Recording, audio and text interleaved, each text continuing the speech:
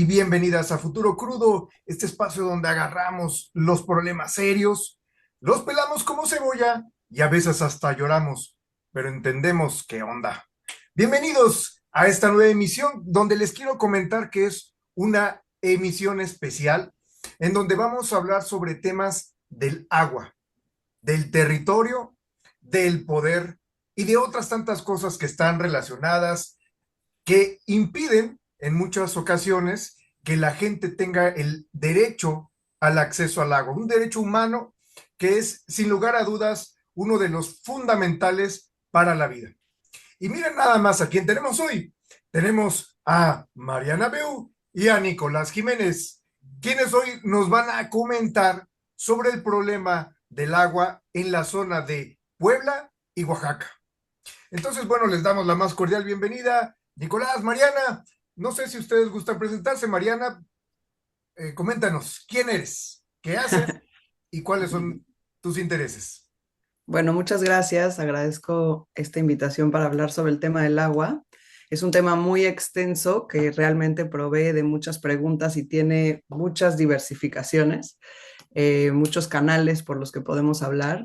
Yo soy de la ciudad de Oaxaca.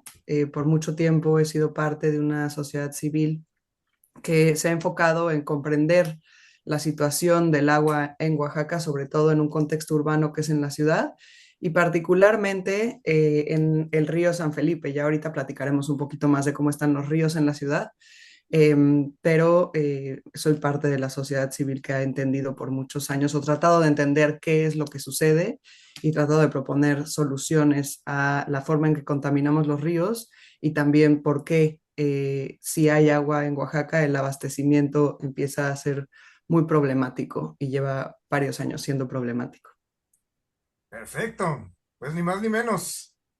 Y tenemos también a Nicolás Jiménez. Nico, por favor, coméntanos quién eres, qué haces, qué te Ah, gusta. Hola, muchas gracias Eduardo por la invitación. Pues yo pertenezco a una comunidad indígena náhuatl, eh, formo parte del Valle de Tehuacán. El municipio donde vivo se llama San José Miahuatlán, del estado de Puebla.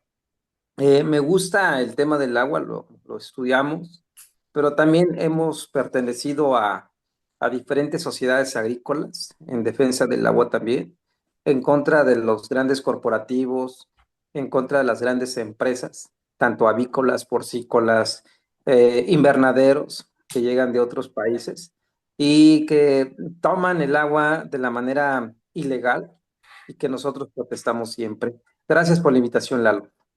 Muy bien, pues, Nico, vamos al grano.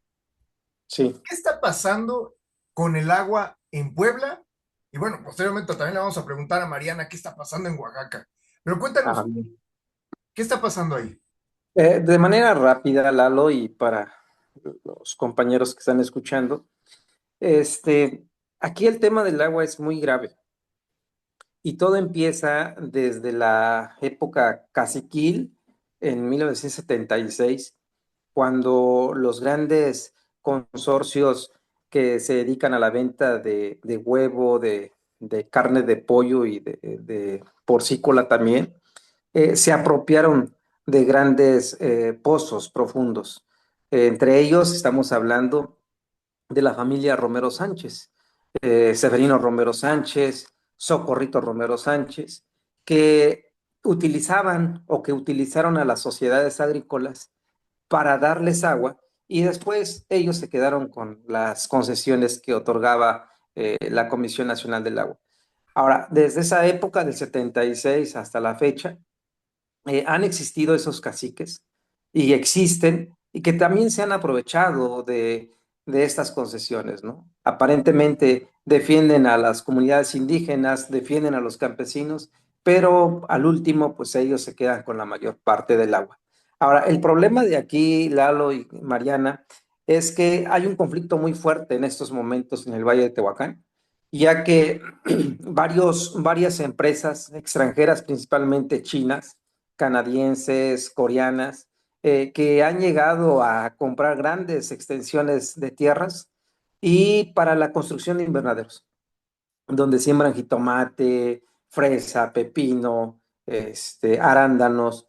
y se han apropiado también del agua. Entonces, las comunidades aquí del Valle de Tehuacán, principalmente la comunidad de Chilac, San Gabriel Chilac, de San Francisco Altepeji, de San Marcos Necoxtla, se han unido entre las comunidades en defensa del territorio, ya que hablabas del territorio y del poder, en defensa del territorio y en defensa del agua, ya que no están permitiendo en estos momentos que lleguen estas grandes corporaciones a explotar más el agua. La pregunta es sencilla: compras terrenos, pero ¿con qué agua vas a regar? Y esa es la pregunta, ¿no? Es que las sociedades ya están, el agua ya está. Ah, ¿te quieres apropiar del agua? Pues no te vamos a dejar. Entonces, ese es el detalle, y eso provoca, Lalo, las grandes empresas que han llegado, es que se han secado los mantos también, los mantos acuíferos. Principalmente estamos hablando de los manantiales.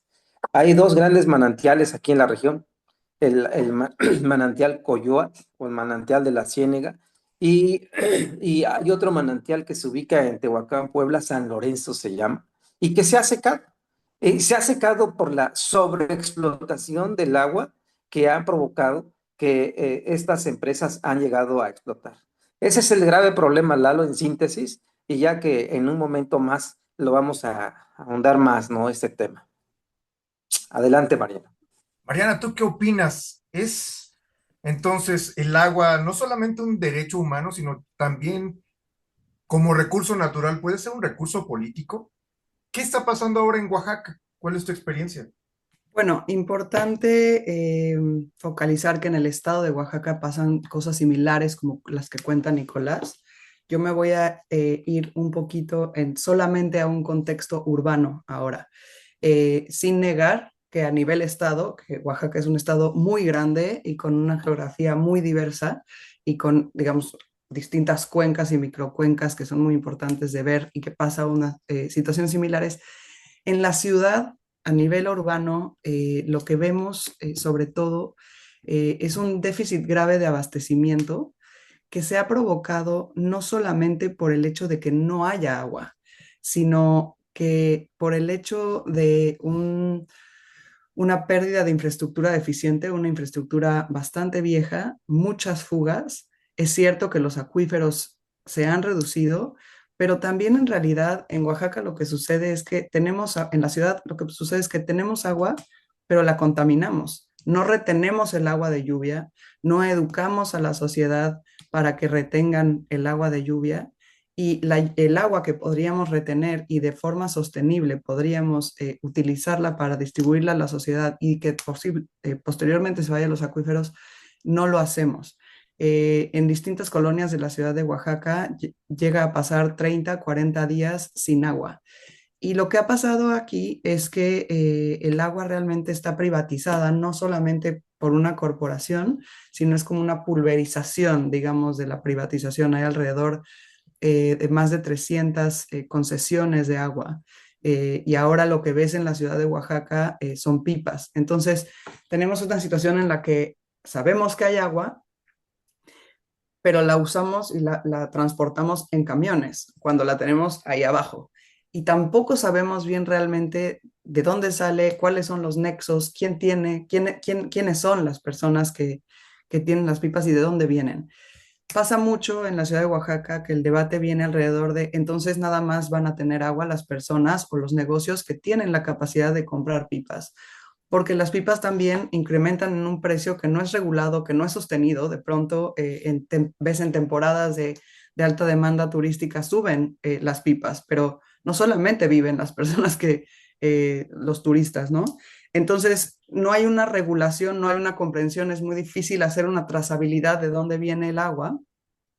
Entonces hay una privatización pulverizada del agua, pero al final una privatización, ¿no? Entonces, este argumento en el que entonces solo acceden a esa agua personas que pueden, sí y no, porque también lo que está pasando es que entonces los negocios o personas que pueden acceder o pagar ahora, costear una pipa, las pipas muchas veces van a ir a otras comunidades. Entonces, la ciudad de Oaxaca, que tiene la obligación o tendría la obligación de surtirse y abastecerse de agua y que sabemos que existe, solamente que la ensuciamos, eh, entonces también le estamos quitando el agua a comunidades aledañas y entonces ha habido conflictos en las comunidades aledañas también, ¿no? ¿Hasta dónde puedo seguirle dando y abasteciendo a la ciudad de Oaxaca?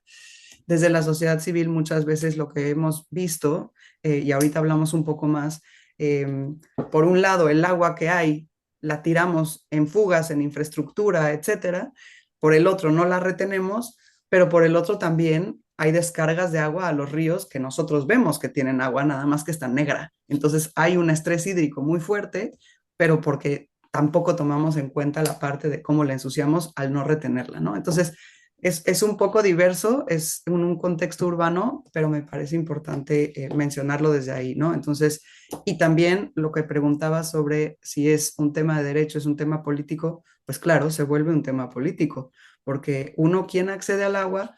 Pero también se vuelve un conflicto, y es un conflicto tanto puede ser entre ciudad y comunidades aledañas, como también al interior de las colonias empieza a haber conflictos que antes no existían, ¿no? Entonces se vuelve un tema político y una situación política que a nivel micro se traduce en relaciones ríspidas y también en relaciones tanto con el municipio como con el Estado ríspidas y de una opacidad que crece cada vez más, ¿no? En este sentido, ¿qué tan fácil es conseguir un permiso para explotar un manantial? O sea, parece, como ustedes lo cuentan, que cualquier persona con más o menos cierto poder adquisitivo se puede apropiar de una toma de agua y a partir de ahí empezar eh, a abrir o cerrar el agua para poder obtener alguna capitalización al respecto, ¿no? Ya sea económica, política, de prestigio social. ¿Es así de fácil o qué es lo que está ocurriendo ahí? Porque comentaba hace rato Mariana, bueno, es una atomización. Entiendo que son varios actores que también están jugando ahí. Es así de fácil. ¿Qué necesitamos? Centralizar el agua, ¿no? Que el gobierno se haga cargo, o que sean las comunidades, o que sea algo intermedio entre empresas, Estado, comunidades. ¿Qué se podría hacer ahí? Mira, Lalo, yo siento que el problema recae ante la Comisión Nacional del Agua, ya que la comisión no tiene la capacidad ni de vigilar ni de salvaguardar el agua. El estado de Puebla comprende 217 municipios y Conagua está en la ciudad de Puebla. Hay infinidad de pozos clandestinos aquí en Tehuacán, en el Valle de Tehuacán, que tú vas, Nicolás va y presenta un oficio de inconformidad o una queja de que que están perforando un pozo de manera clandestina. Y ellos te dicen, sí, que se quede tu oficio y nosotros le damos seguimiento. Regresas a los 15 días, oye, no ha sido, ya perforaron y ya están sacando agua. Es que no nos da abasto. Somos muy pocos quienes nos encargamos de vigilar estos asuntos. Hace rato te mencionaba acerca del poder que tienen algunas personas, poder político, y que aprovechan ese poder político para aprovecharse del agua. Hace rato te mencionaba eso. Aquí hay varios actores políticos en la región que fueron presidentes municipales, que son empresarios, que han sido diputados. Y estos mismos personajes han hecho excavaciones de manera clandestina y están aprovechando el agua, Lalo. Y hace rato decía Mariana, tienen su casa, llegan las pipas, extraen el agua y empiezan a vender. Pero nadie regula. Ese es el problema. Nadie regula. Y eso, como ya están enterados de que no pasa nada, ya en todas partes están haciendo excavaciones. En todas partes están haciendo pozos profundos. Y tengo un dato, porque salí a ver a algunos donde están perforando.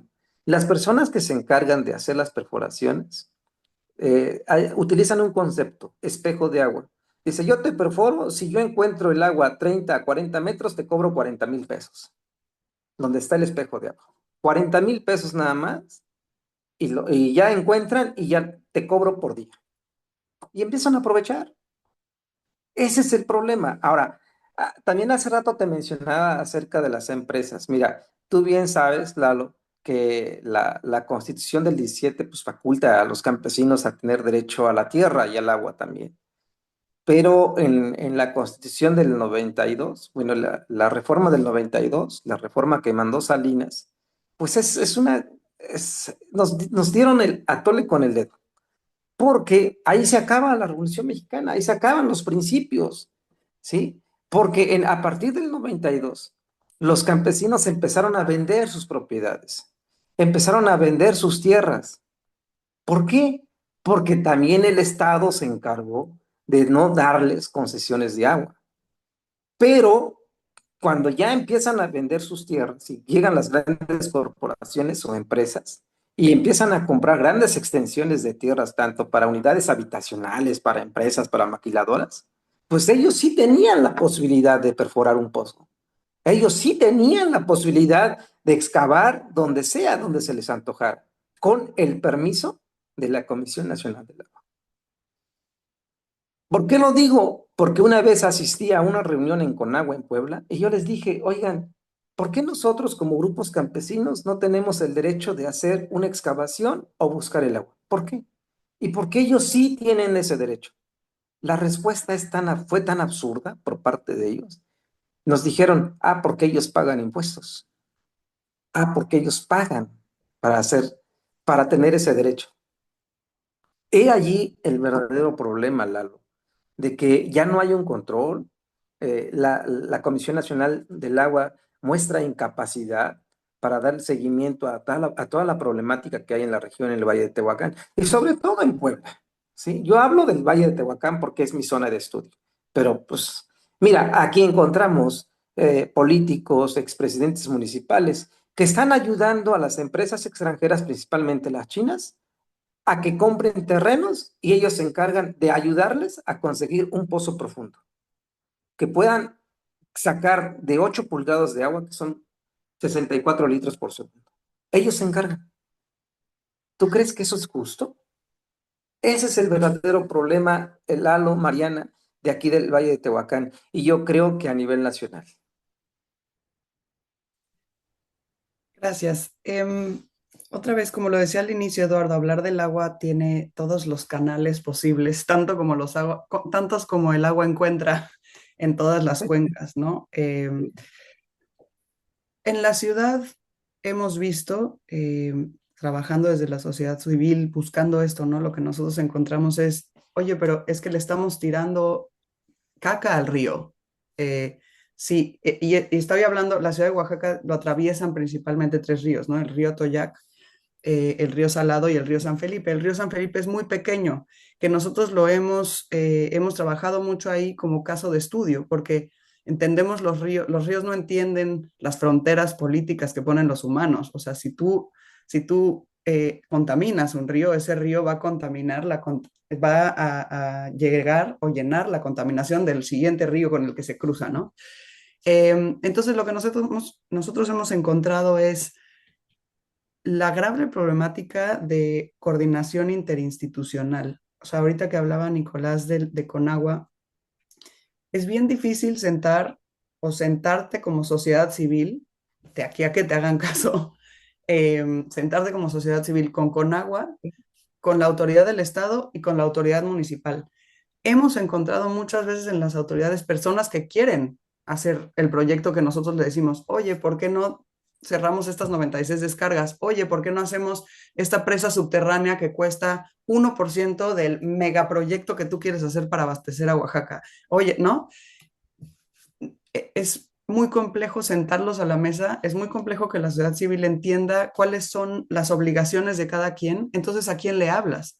Y a veces cuando logras que el Estado haga algo, Conagua puede incluso frenar al Estado de lo que quiere hacer para solucionar su propio problema del agua. Y después el municipio, por ejemplo, puede tener la autoridad para hacer un tema de alcantarillado, pero el Estado ya no es decir, solamente la coordinación y el sistema interinstitucional es complejo hasta para los estados y hasta para los municipios, tanto que a veces puede llegar con agua a frenar proyectos porque no tiene un permiso de esto o no tiene un permiso del otro, ¿no? Entonces, hay veces que en tema ambiental y en las políticas ambientales, la coordinación interinstitucional genera bastantes problemas y laberintos. Lo que decía yo de la trazabilidad del agua es muy complicado en una colonia misma. Puedes preguntar, ¿de dónde viene tu agua? No tengo idea, no sé si de Etla, no sé si de aquí al lado, no sabemos, ¿no? No sé quién es el dueño de eso. Entonces, en cuanto a temas, vamos a decir, de poder y temas políticos y temas de agua en este contexto urbano, hay sociedad civil que ha trabajado por muchos años de la mano de autoridades, no importando el partido, pero básicamente el sistema tiene como estos entramados que ni siquiera muchas veces gobernantes que llegan y que van a estar muy pocos años en su administración, se sienten con poco poder, básicamente. Es cierto que además, por otro lado, esto que decía Nicolás, no sabemos, es muy difícil saber quién está ligado al tema de quién puede sacar las pipas o distribuirlas, ¿no? Y en Oaxaca se ha elevado mucho el turismo, que no es el origen del problema, pero eleva el consumo y entonces pues elevan las pipas y ya no sabes de dónde, o sea, dónde está, ¿no? Y quién la tiene. Sí hemos escuchado, pero no puedo yo decirlo a ciencia cierta, que claro, hay alianzas, combinaciones, o sea, una vez que tú estás entendiendo, estás en el poder, entendiendo el problema del agua, ves también la solución. Y a veces entonces como sociedad civil presenta soluciones que son muy claras, muy obvias, ¿no? Es decir, nosotros decimos, ¿por qué la ciudad no nos estamos ocupando de abastecernos de agua cuando es posible? Básicamente nada más retienes el agua de lluvia y puedes alimentar a 5,000 casas. Y de pronto te das cuenta que hay un entramado que de pronto esa facilidad ya no se puede. Entonces dices, entonces, ¿cuáles son los intereses que estamos tocando, no? O qué intereses estamos tocando, o estamos tocando un interés, es decir, esa opacidad y ese como entramado también lo vuelve complicado, tanto del lado interinstitucional como del lado muy micro a nivel colonias, a nivel, ¿no? O sea, es como, hay muchas políticas ahorita, por ejemplo, que es, bueno, les vamos a dar tinacos, ¿no? A la población. Si no tienen agua, les vamos a dar tinacos.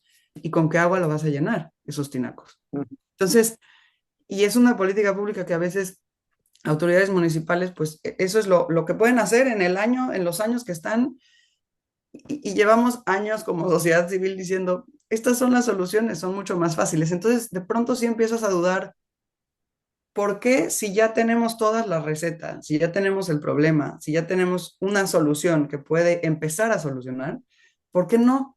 No se puede, ¿no? O bueno, sí se puede, pero ¿por qué cuando ves que sí se puede empieza a no poderse, ¿no? Entonces, así como Nicolás platicaba en Tehuacán, es muy interesante verlo también a nivel micro, ¿no? Porque cuando empiezas a ver a nivel micro que dices, oye, cierra esta descarga, oye, ¿qué pasó con ese pozo? Oye, ¿no? Tampoco eso, tampoco a nivel micro, ¿no? Muchas veces dicen, no, es un problemón. No es un problemón tan grande. Se puede hacer al menos, vamos a decir, 5,000 casas que se abastezcan. Yo te digo cómo, con esto que es sostenible. ¿Por qué no les dan, por ejemplo, tecnologías para captar el agua de lluvia? ¿Por qué se les da tinacos, no? O sea, como, ¿desde dónde se piensa la política pública también? Mm. Se estima que para el año 2100, a finales de este siglo, el clima en el mundo cambie de manera drástica si no hacemos diferentes acciones para revertir los efectos del cambio climático. Se estima, por ejemplo, para el caso de México, que para el año 2075 eh, la temperatura suba por lo menos entre 1,5 y 2 grados centígrados y con esto aumenten los periodos de desertificación, de temporada de secas, pero al mismo tiempo van a reducir las temporadas de lluvias. ¿Cómo ven ustedes hacia el futuro el agravamiento o no, si no se hace algo al respecto, con respecto al agua cuando empiece a escasear o cuando empiecen las temporadas de calores hacia el futuro? ¿Qué opinan ustedes? Mira, Lalo, hace rato preguntaste, y yo creo que viene a colación la pregunta de qué se puede hacer, quién puede interferir, el gobierno municipal, la ciudadanía o el Estado. Yo lo veo difícil que los gobiernos municipales actuales o donde sean interfieran en beneficio de la sociedad. Porque la mayoría de los municipios que yo he visto es que han defendido los intereses de particulares. Y eso nos trae a ese gran problema de qué se puede hacer después. Mariana comentaba acerca de las políticas públicas. Hoy te doy el tinaco, pero pues no te enseño cómo purificar el agua, ¿no? Ahora, lo mismo pasa aquí en la región. Con agua te ofrece canales de riego, por ejemplo. Oye, pero no te enseño a tecnificar el campo. O no hay presupuesto para tecnificar el campo. Entonces, los riegos que se hacen aquí en la región, riego a presión, pues se gasta 10, 20 veces más el agua en una cosecha de lo que se puede gastar tecnificando el campo. Entonces yo lo veo desde ese punto de vista, si el gobierno federal no implementa políticas públicas encaminadas o enfocadas a disminuir el agua, o sea, en cuanto al aprovechamiento del agua, no vamos a un buen camino, Lalo. Aquí en la región se siembra mucho la caña de azúcar y pues, se utiliza muchísima agua. Pero si nosotros vemos en otros países, como Canadá, el mismo Estados Unidos, Brasil, pues la tecnificación en cuanto a la siembra de caña de azúcar es muy diferente. Pero aquí no hacemos nada de eso. En cuanto al sufrimiento de la tierra, ya está pasando. Yo creo que en el 75 sí se va a ver más. Pero aquí las sequías son muy, muy graves. Llueve 2 meses, llueve julio, llueve agosto, y antes, hace 20 años, llovía mayo, junio, julio, agosto, septiembre. Entonces, eso está perjudicando también en cuanto a la producción agrícola. Entonces, ¿qué está pasando? Ahora, si ya para terminar, si llegan las empresas extranjeras y empiezan a extraer más el agua, pues está provocando que se estén secando los mantos acuíferos y sobre todo los manantiales y las galerías filtrantes. Pero de esas galerías depende muchísima gente, muchísimos campesinos, que muy pronto se van a secar. Entonces, ¿quiénes van a tener acceso al agua? Esa sería la pregunta. ¿Quiénes van a tener acceso al agua? ¿Nada más ellos? ¿Y las poblaciones, las comunidades indígenas o no indígenas? ¿Dónde van a quedar? Gracias, Lalo. Mariana, ¿tú qué Gracias. opinas? Bueno, para ¿Qué ir va a pasar cerrando hacia el también. futuro? Bueno, ahorita nada más comentar, ¿no?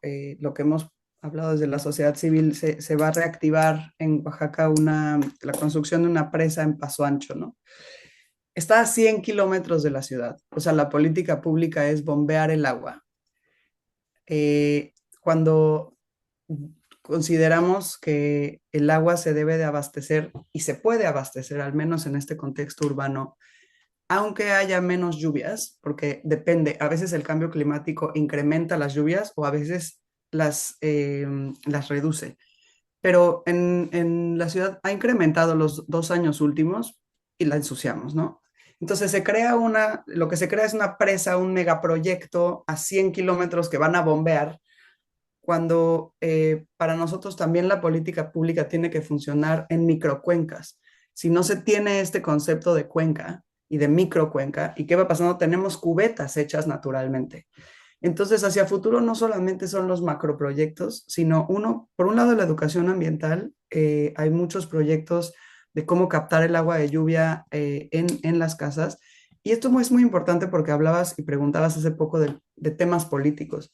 Los conflictos son reales y se van creando a niveles micro y en colonias y entre personas y entre vecinos. Y no, o sea, entonces, captar el agua de lluvia es fundamental tanto a nivel micro, es decir, en las casas, dar tanto educación ambiental como también los equipos para hacerlo, que no es difícil, pero por otro lado también entender la lógica de la microcuenca, y hay alternativas, por ejemplo, presas bajo tierra, que son mucho más sostenibles, son pequeñas, no son unas presas inmensas, sino esto, y es mucho más fácil contabilizar y es mucho más fácil que digamos, solas se reabastezcan y a la vez no llegan, no es un pozo profundo que llega hasta el manto acuífero, ¿no? Es decir, está en la superficie, pero un poco abajo, para que no se evapore, ¿no? Entonces, esa es otra de las posibilidades.